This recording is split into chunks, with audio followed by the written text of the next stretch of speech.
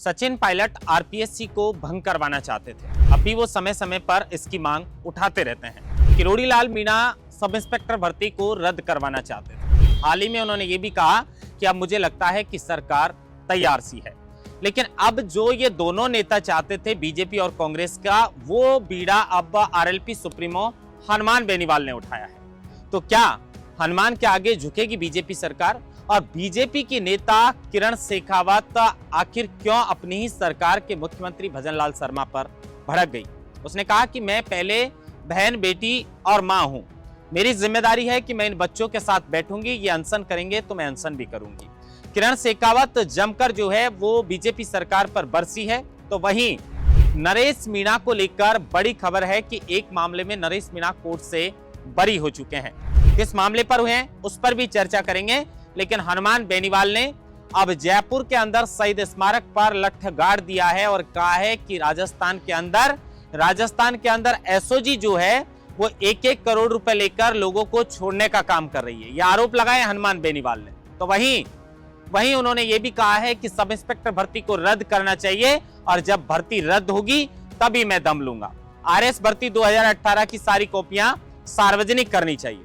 जयपुर के शहीद स्मारक पर लगातार युवा जो है वो एकत्रित होते जा रहे हैं और इस आंदोलन को ऊर्जा मिल रही है। और युवाओं की एक ही मांग है कि भाई नहीं पहुंचेंगे तो आपकी सीटें बिक जाएंगी। आप लाइब्रेरी के अंदर, कोचिंग के अंदर पढ़ भी रहे हैं तो क्या काम आएगा? इसलिए ज्यादा से ज्यादा संख्या में शहीद स्मारक पर जो बच्चे बैठे हैं वो बाकी साथियों से भी ये गुहार लगा रहे हैं कि इस आंदोलन को ऊर्जा देने का काम करें। लेकिन हनुमान बेनीवाल किरोड़ी लाल मीणा और सचिन पायलट पर जमकर बरसे हैं। किरोड़ी लाल मीणा के लिए कहा है कि किरोड़ी लाल मीणा हर रोज चाहते हैं कि अखबार में मेरी फोटो आए, तो सचिन पायलट को एसी वाला नेता बताते हैं।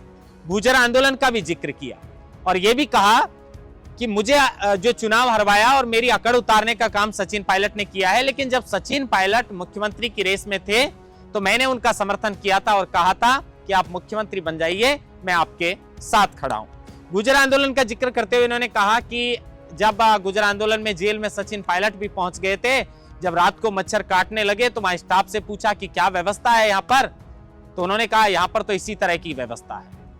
तो रातों रात दिल्ली निकल लिए थे। हनुमान बेनीवाल इस तरह के तंज कसते हैं। लेकिन मुख्य मुद्दा है कि राजस्थान में जयपुर के अंदर शहीद स्मारक पर अब राजस्थान में जितनी भी भर्तियों के अंदर घोटाला हुआ है उसको लेकर छात्र जो है वो लगातार हुंकार भर रहे हैं। और इनके समर्थन में हनुमान बेनीवाल के साथ अन्य दलों के नेता भी अब यहां इस मंच पर आने लगे हैं। और सबसे बड़ी मांग है कि 2021 की ये भर्ती जो है उसको हर हाल में रद्द करना चाहिए। इन सब खबरों पर विस्तार से आज की राजस्थान डायरी में चर्चा करेंगे। नमस्कार, आप देख रहे हैं लोकमत हिंदी और मैं हूं आपके साथ महेंद्र मासूदा।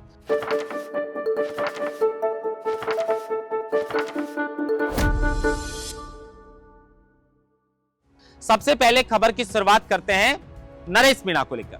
नरेश मीणा के ऊपर 5 अगस्त 2004 को राजस्थान विश्वविद्यालय के अंदर जब एक घूमर कार्यक्रम हो रहा था, उसी घूमर कार्यक्रम के दौरान गांधीनगर थाने में एक मुकदमा दर्ज हुआ इनके खिलाफ। आरोप थे कि इनके समर्थकों ने सड़क को जाम किया और उपद्रव मचाया। अब इसी मामले को लेकर आज नरेश मीणा को जो है वो MM 12 महानगर प्रथम से जो है वो राहत मिली है। इन्हें बरी कर दिया गया। जो जज खुशबू परिहार हैं उन्होंने साक्ष्य के अभाव में नरेश मीणा को इस 2004 वाले मामले में कहीं ना कहीं बरी कर दिया है। हालांकि समझौता वाले मामले में अभी 5 मई को नरेश मीणा को लेकर अगली सुनवाई है। हो सकता है कि इस बार नरेश मीणा को जमानत मिल जाए। लेकिन बहुत पुराने, यानी कह सकते हैं कि 21 वर्ष पुराने इस मामले में आज MM 12 जो जयपुर महानगर प्रथम कोर्ट है उससे नरेश मीणा को बरी कर दिया है। बरी करने की वजह थी कि साक्ष्य के अभाव में इन्हें बरी किया गया है। अब लौटते हैं हनुमान बेनीवाल, सचिन पायलट और किरोड़ी लाल मीणा के ऊपर। किरोड़ी लाल मीणा एक संघर्षशील नेता है और सचिन पायलट भी एक संघर्षशील नेता है, इसमें कोई दौराई नहीं। क्योंकि जब सचिन पायलट कांग्रेस में थे और जब उनकी कांग्रेस की सरकार थी उस वक्त भी चिलचिलाती धूप के अंदर अजमेर से लेकर जयपुर तक इन्हीं युवाओं के भविष्य के लिए जनसंघर्ष यात्रा निकाली थी और मांग थी कि आरपीएससी को जो है वो भंग किया जाए और इसका पुनर्गठन किया जाए। सवाल यही था जो हनुमान बेनीवाल आज मांग उठा रहे हैं। क्योंकि आरपीएससी के अंदर जिस तरीके से हनुमान बेनीवाल ने जो आरोप लगाए हैं, सच में बहुत बड़े स्तर पर फर्जीवाड़ा हो रहा है। और वही मांग सचिन पायलट ने की थी, लेकिन उस वक्त आरपीएससी को भंग नहीं किया गया। आज भी वो मांग जो है वो लगातार सचिन पायलट समय समय पर करते रहते हैं, लेकिन सचिन पायलट को हनुमान बेनीवाल ने एसी वाला नेता बताया। खैर, ये राजनीति में इस तरीके के तंज चलते रहते हैं, लेकिन सचिन पायलट ने कहीं ना कहीं युवाओं के हित में जो जनसंघर्ष यात्रा अजमेर से लेकर जयपुर तक निकाली थी, और कहीं ना कहीं युवाओं के हित में सचिन पायलट आज भी लगातार बात करते रहते हैं। लेकिन किरोड़ी लाल मीणा, जिन्होंने सब इंस्पेक्टर भर्ती 2021 का मुद्दा सबसे पहले उठाया था, और वो किरोड़ी लाल मीणा ने हाल ही में एक बयान दिया था और उसमें कहा था कि मुझे लग रहा है कि सरकार तैयार सी है। लेकिन सवाल यह है कि 2021 से लेकर 2025 तक आज 4 वर्ष से यह मुद्दा पेंडिंग है। जो बच्चे थानेदार बन गए उनको भी नहीं समझ में आ रहा कि भर्ती को यथावत रखा जाएगा या रद्द किया जाएगा। जो बच्चे वेटिंग लिस्ट में हैं वो इंतजार करके बैठे हैं कि भाई आगे वालों को फर्जीवाड़े जो किए हैं उनको निकाल दिया जाएगा तो हमारा नंबर आ जाएगा। कुछ बच्चे हैं जो चाहते हैं कि इसको पूरी तरीके से रद्द कर दिया जाए और इसको नए सिरे से भर्ती को करवाई जाए और पारदर्शिता के साथ इसको करवाई जाए, ताकि जो भी मेहनत करने वाला है उसको जो है वो इसमें नौकरी मिलेगी। अब इसी मामले को लेकर फिलहाल सचिन पायलट खामोश हैं, किरोड़ी लाल मीणा भी खामोश हैं, लेकिन उस मुद्दे को आरएलपी सुप्रीमो हनुमान बेनीवाल ने उठाया और लगातार 6 दिन से ये धरना जो है वो जयपुर के शहीद स्मारक पर लगातार चल रहा है। लेकिन इसी बीच हनुमान बेनीवाल ने एसओजी पर बड़े गंभीर आरोप लगाए और कहा है कि एसओजी 1-1 करोड़ रुपए के अंदर पकड़े हुए लोगों को छोड़ने का भी काम कर रही है। अब ये आरोप आरएलपी सुप्रीमो हनुमान बेनीवाल के हैं, लेकिन हनुमान बेनीवाल के साथ जो युवा लगातार इस आंदोलन में आ रहे हैं वो युवा भी बड़ी बड़ी मांग कर रहे हैं कि भाई हम पढ़ रहे हैं, कोचिंग कर रहे हैं, उसका फायदा क्या है अगर हम इस आंदोलन में नहीं आएंगे। सब इंस्पेक्टर की भर्ती को रद्द नहीं किया जाएगा। 2018 आरएस भर्ती के अंदर क्या पारदर्शिता के साथ परीक्षा करवाई है, क्या इसमें फर्जीवाड़ा नहीं हुआ है? क्योंकि हनुमान बेनीवाल ने जो एक सबूत पेश किया था उसमें यह था कि एक बच्ची को खाली कॉपी के अंदर जो है वो 7 अंक दे दिए गए। मुख्य पेपर का जो क्वेश्चन संख्या 34 था उसके अंदर पहले उससे 0 अंक मिलते हैं खाली में, जिसका उत्तर ही वो नहीं लिख के आती, और उसके बाद उन्हें 7 कर दिया जाता है।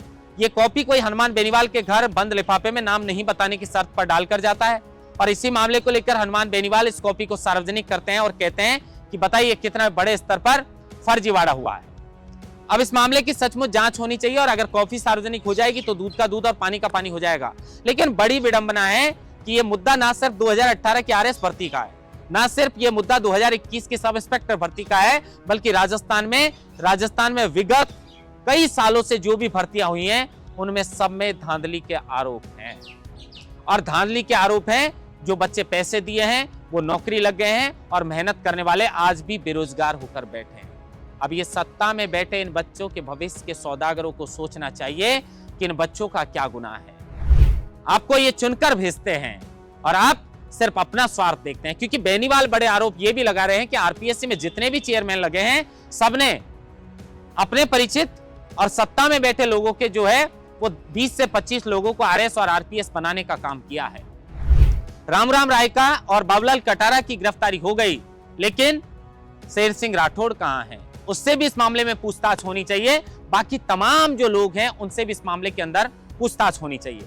अब लगातार ये जो आंदोलन है वो बढ़ता जा रहा है और एक ही मांग है कि जल्द से जल्द इस भर्ती को रद्द करना चाहिए।